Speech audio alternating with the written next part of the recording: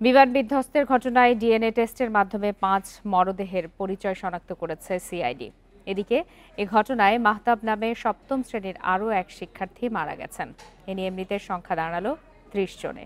বৃহস্পতিবার দুপুরে জাতীয় বার্ন ও প্লাস্টিক সার্জারি ইনস্টিটিউটের আইসিইউতে চিকিৎসাধীন অবস্থায় মাহতাবের মৃত্যু হয়। তার শরীরের ৮৫ ভাগ পুড়ে গিয়েছিল। সবশেষ তথ্য থেকে জানা যায়, বর্তমানে হাসপাতালটিতে ৪৩ জন চিকিৎসাধীন, যার বেশিরভাগই শিশু। তাদের মধ্যে ৭ জনের অবস্থা আশঙ্কাজনক। সিঙ্গাপুর থেকে আসা চিকিৎসকদের সাথে পরামর্শ করে রোগীদের ৩ ক্যাটাগরিতে ভাগ করে চিকিৎসা সেবা দেওয়া হচ্ছে বলে জানা গেছে। প্রধান উপদেষ্টার প্রেস উইং থেকে সকালে জানানো হয় মৃত্যু হয়েছে ২৯ জনের। তবে দুপুরে চিকিৎসাধীন অবস্থায় মাহতাব নামের আরেক শিশুর মৃত্যুর তথ্য নিশ্চিত করে জাতীয় বার্ন ও প্লাস্টিক সার্জারি ইনস্টিটিউটের পরিচালক ডাক্তার নাসির উদ্দিন।